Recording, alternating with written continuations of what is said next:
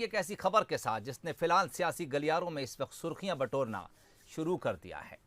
चुनाव रणनीतिकार प्रशांत किशोर अब चुनाव प्रबंधन का काम छोड़ना चाहते हैं और यह बयान खुद प्रशांत किशोर की तरफ से दिया गया है। चुनाव प्रबंधन का काम छोड़ना चाहता हूं।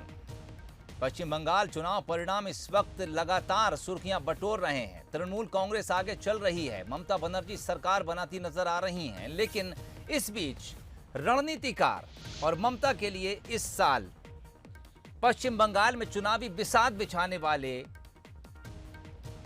प्रशांत किशोर कहते हैं कि वो अब चुनाव प्रबंधन का काम ही छोड़ना चाहते हैं। टीएमसी के चुनावी रणनीतिकार की भूमिका में इस बार प्रशांत किशोर पश्चिम बंगाल में मोर्चा संभालते नजर आए थे।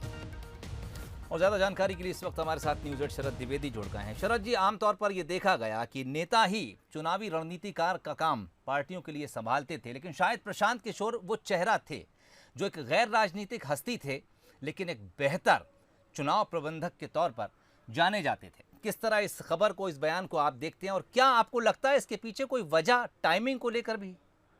देखिए, प्रशांत किशोर कुछ उन्होंने दावे किए थे। एक दावा उनका सच हुआ कि तृणमूल कांग्रेस की सरकार बनकर रहेगी। ये बात उनकी सही साबित हुई जी। एक बात जो उन्होंने और कही थी कि दहाई का आंकड़ा यानी 10 सीटों का आंकड़ा भी बीजेपी पश्चिम बंगाल में नहीं छू पाएगी। ये आंकड़ा उनका पूरी तरह गलत साबित हुआ और बीजेपी ने जो वहां उड़ान भरी है वो ये बताती है कि वो आने वाले समय की पश्चिम बंगाल की ताकत है। तो एक चीज उनकी बिल्कुल ठीक निकली और एक चीज उनकी बिल्कुल गलत साबित हुई। अब आते हैं हम उनके वक्तव्य पर कि मैं इस काम को छोड़ना चाहता हूं जी। देखिए, एक कवि का बड़ा चर्चित गीत था, भवानी प्रसाद मिश्र जी मध्य प्रदेश से ही थे। उनका गीत जो था उसकी बड़ी चर्चा रहती थी 70 और 80 के दशक में। जी हाँ हुजूर, मैं गीत बेचता हूँ, मैं तरह तरह के गीत बेचता हूँ, मैं किस्म किस्म के गीत बेचता हूँ जी। माल देखिए, दाम बताऊंगा, बेकाम नहीं है, काम बताऊंगा। जी। कुछ गीत लिखे हैं मस्ती में मैंने, कुछ गीत लिखे हैं पस्ती में मैंने। जी हाँ हुजूर, मैं गीत बेचता हूँ।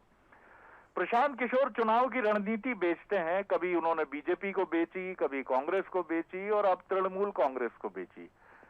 रिजल्ट उनका अच्छा रहा है। मोदी जी के लिए जो रणनीति बनी खासी कारगर रही। तृणमूल के लिए कांग्रेस का भी दुर्भाग्य रहा और प्रशांत किशोर का कि वहां ये मामला नहीं चल पाया। हो सकता है प्रशांत किशोर थक गए हों, क्योंकि चुनाव जिताना कोई आसान काम नहीं है और एक रणनीतिकार पर बहुत अधिक दबाव रहता है। क्योंकि कांग्रेस का आपको याद होगा उत्तर प्रदेश इलेक्शन में जब खाट पंचायत टाइप की एक स्ट्रेटजी प्रशांत किशोर ने तैयार की थी तो खाट खड़ी हो गई थी, खुद प्रशांत किशोर जी की भी और कांग्रेस की भी।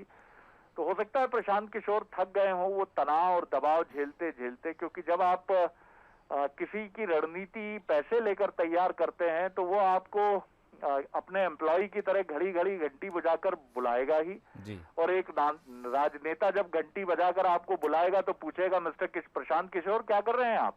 ये तो कुछ समझ ही नहीं आ रहा। तो प्रशांत किशोर पर कितना दबाव होगा ये हम समझ सकते हैं।